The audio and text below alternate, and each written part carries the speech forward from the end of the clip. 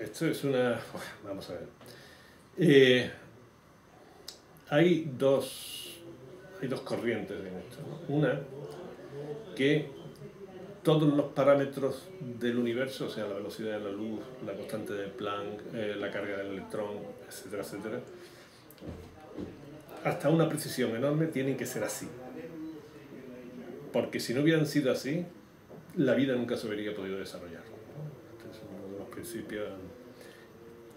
Eh, pero después también está la cuestión de que la vida en el sentido mucho más amplio, eh, en un universo como en el que estamos, tiene sentido que se haya podido desarrollar en muchísimos sitios. Es decir, Giordano Bruno. Giordano Bruno, una de las cosas por las que lo torturan durante 8 años, lo queman y además con la lengua atada, clavada a una madera, a un taco de madera, para que no se pudiera dirigir al público asistente, era porque la famosa frase de que decía: existen innumerables soles, innumerables mundos giran en torno a esos soles, hay vida en ellos. Entonces, claro, cuando uno piensa que una galaxia son centenares, la nuestra en el caso de 200.000 millones de estrellas como el Sol, que el número de galaxias son del orden de parecido número, centenares de miles de millones de galaxias de esto, ¿no? Para colmo, últimamente se están descubriendo los exoplanetas que hasta hace 10 años eran todos del porte de Júpiter, pero ahora cada vez más son planetas del tamaño de la Tierra. Entonces, claro, aunque el universo tenga todas sus constantes ajustadas para que surja la vida, es compatible de que estemos solos con que la vida bulla en toda la galaxia, ¿no? Y en las demás galaxias, por supuesto. ¿Qué clase de vida? Vete a saber, desde un musgo indecente hasta seres más evolucionados que nosotros.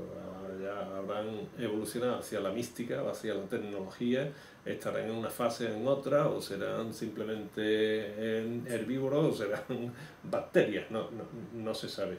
Pero que realmente las constantes físicas del universo estén ajustadas o que sea la vida una consecuencia de esos valores, que es lo que parece que está claro, no implica necesariamente que seamos los únicos. Lo que ocurre es que seamos los únicos también es compatible con todas esas constantes y con todo ese universo. Conclusión, que no lo sabemos. Pero desde el punto de vista de la ciencia, las dos cosas son compatibles. Que estemos solos, que estemos acompañados de infinidad de planetas habitables. ¿Y por qué? ¿Qué explicación hay a que estén tan ajustadas las constantes? ¿Hay alguna?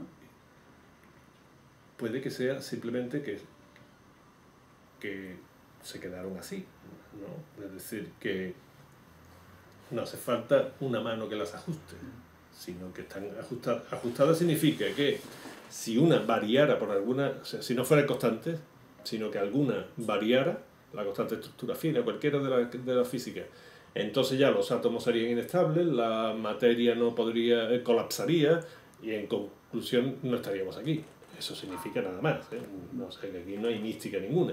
Es decir, hombre, fíjate que la carga del electrón, la constante de estructura fina, la constante de Planck, la masa de eso o lo otro, si variara cualquiera de ellas un poquito, ya el universo no sería. De hecho, la teoría que defiende Hawking ahora en su libro, pero no es de él, ¿no? Que son los multiversos, pues son supuestos universos donde las constantes tendrían otros valores y que esos son compatibles. Lo que pasa es que no estarían conectados causalmente. Es decir, que no podríamos comunicarnos entre un universo y otro, ¿no? Pero que realmente esos valores constantes, si se alteraran, colapsaría el universo, no podríamos estar aquí, significa que es que ha habido una mano que haya ajustado, como si un televisor tuviera 28 botones y hubiera una mano que hubiera ajustado todo y si se desequilibrara alguno se perdía la imagen. Bueno, ahí sí que uno tiene que decir, pues esto alguien lo ha ajustado, ¿no?